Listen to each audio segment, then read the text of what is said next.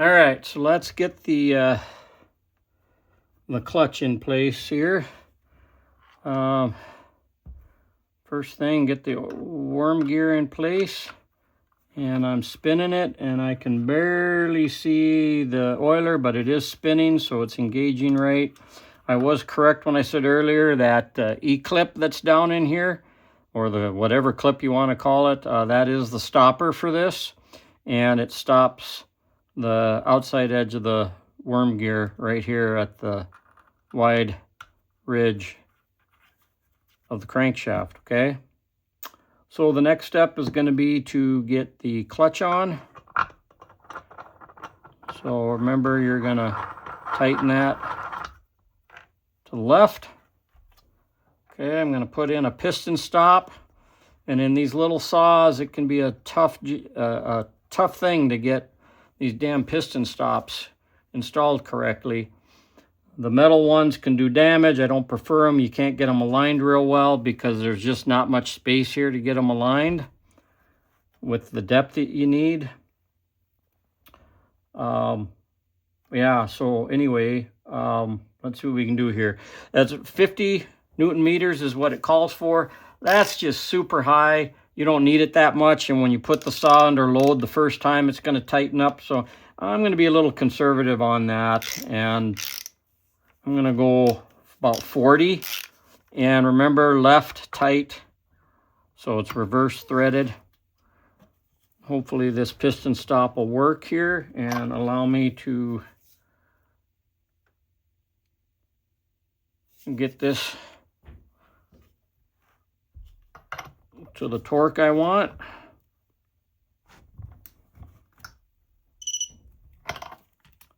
$39,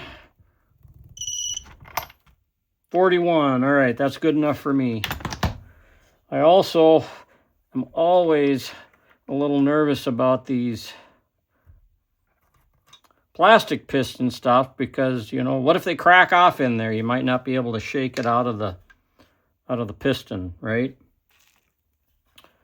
All right, so I won't show it here, but I'm gonna gap the spark plug. That's about 0.2, if I'm not mistaken. Yeah, it'll be about 0.020 inches, which should be the same thing as 0.5 millimeters. So that's what the gap will be. And then I will torque the spark plug down to about 20-25 Newton meters. But before I do that, I'm going to have to use the piston stop again to get the flywheel on. We'll show that a little bit later. All right, we got the clutch on. So now it's time to get, I've put a little bit of grease on the needle bearing. I'm going to put just a little bit more. I do not like the Stihl design for greasing needle bearings. I just think that Husqvarna had that figured out much better with a grease hole that daylights underneath the needle bearing. That way you don't have to take anything apart to grease it. Not bad to do so just to inspect things from time to time, but anyway, that's just a personal preference of mine. All right, so now I'm going to be looking for the worm gear. The stem of the worm gear should be right, well, I don't know if you can see it, but it is right there. You know, it'll be in a different location if I had spun it some more, but so this particular, all these clutches will have this little notch to receive that, and this particular clutch drum has a little notch to assist with lining that up. So you slide that over the needle bearing, try your best to line up the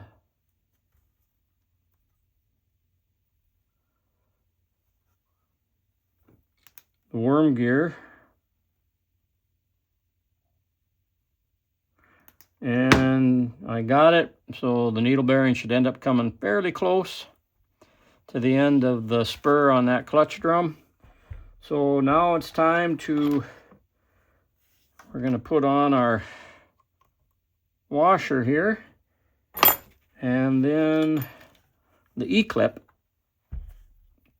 and that's just going to slide in place.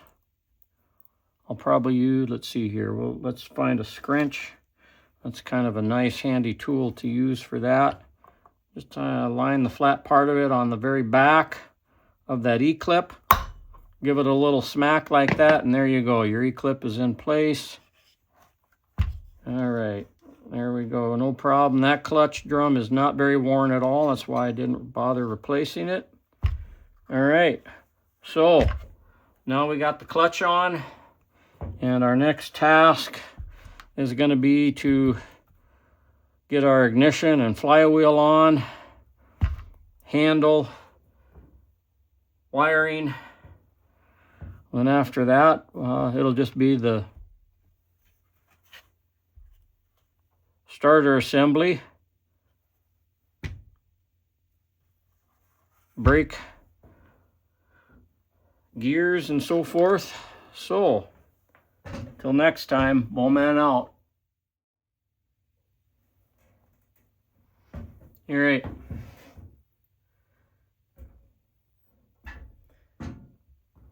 Let's go ahead and put on the baffle here and the flywheel. Okay, so kind of the first thing we got to do is remove the spark plug. I just finished gapping it and I have it finger tight. Set that out of the way. Okay, we need a piston stop.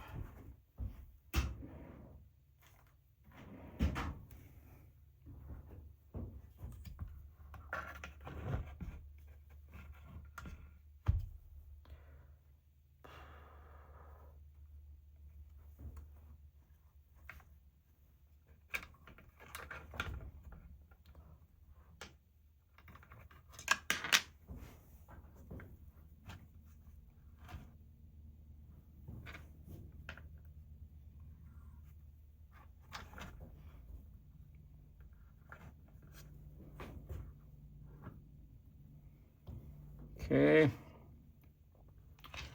now baffle goes on first, and of course it's got the throttle cable in it, so it has to slide in like this.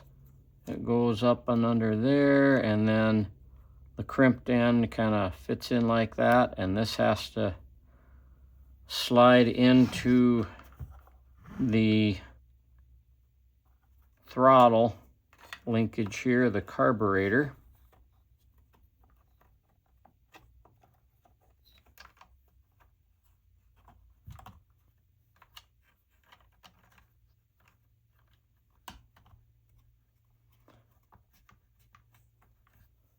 This kind of seats it.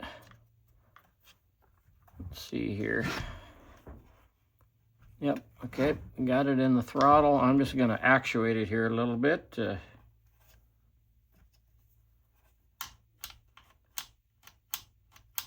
right, that works.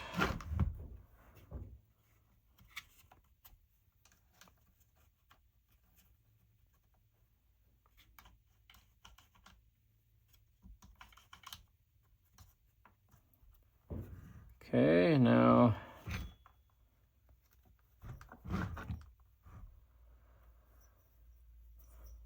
got the Woodruff key, integrated key in the flywheel. Line that up with the notch here in the shaft. There we go. See what we got here for a nut size, probably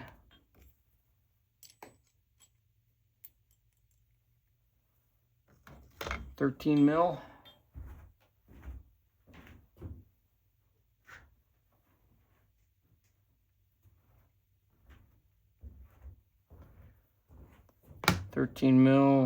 Half inch roughly. And that's supposed to be about 25 Newton meters. Get that finger tight.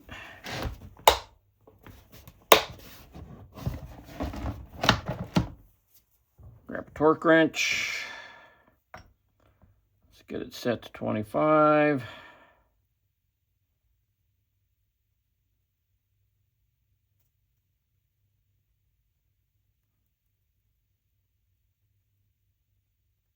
Okay.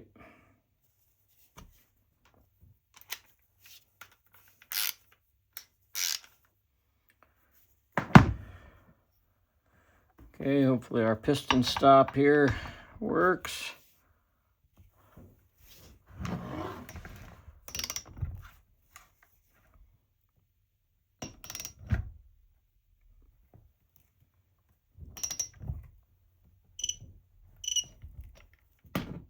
$24, good enough.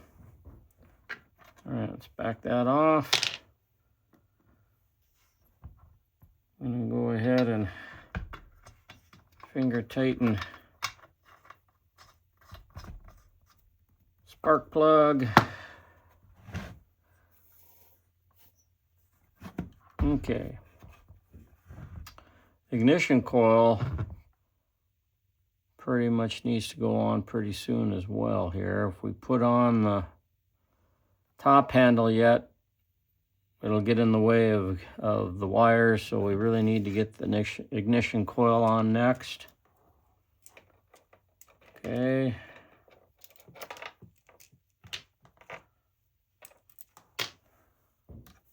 So here's the curved portion of our magnets. There's the kind of a concave area on the cylinder for receiving the coil. All right. And this ground here needs to go something like that.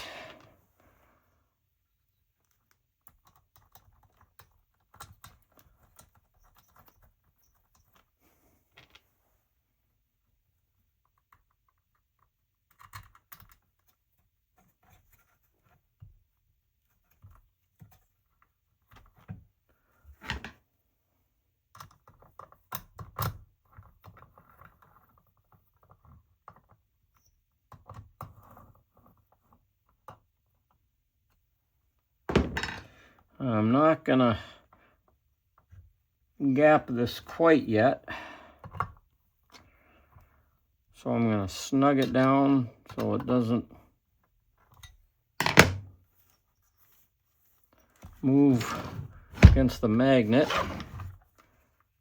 So now we have to fit a couple other little doodads. So this little grommet fits down in here like this, receives the starter assembly here, but receives the throttle cable here, and then up there and through here receives the ignition.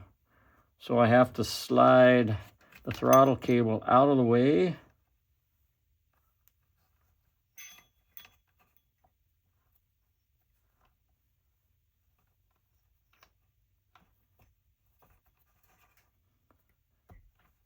Should slide in place. Let's see here. That's got to go behind the throttle cable. See what I mean about these tight quarters, little saws, pain in the butt. All right, the grommet's sliding in place. Make sure we got it all the way down. Throttle cable is inside the grommet. Okay, now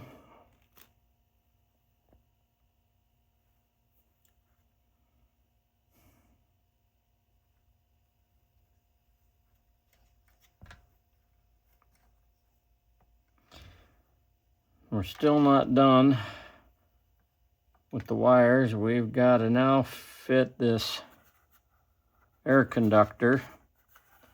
It's got a little grommet here that slides there, and then it fits up here in the top. So I'm actually going to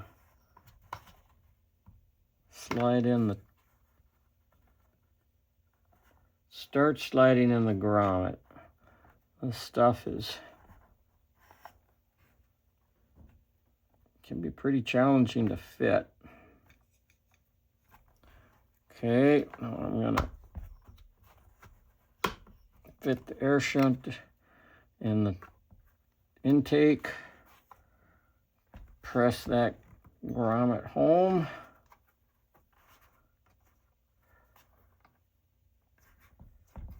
So I've got to get the ignition wire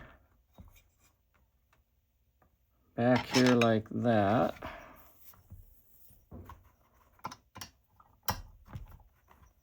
I'm going to keep that a little bit loose yet till I get everything fit.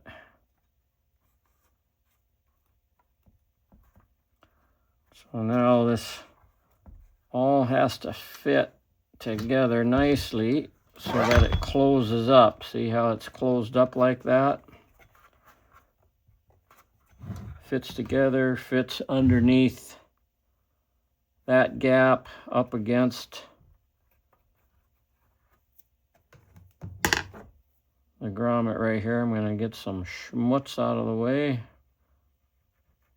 Not that that's a terrible problem right now, but okay, now you're starting to see how she's fitting together. So now, getting pretty close to being able to put the top handle on. In fact, I think we can. So these wires have to go through this hole here. Now, in the service manual, it says there's a grommet that fits on here, but the IPL doesn't show it. I might actually try and find a couple grommets I got from the hardware store, maybe even 3 that'll fit up in there. I don't think I necessarily need it, but I'm going to go see if I can find them and be back at you.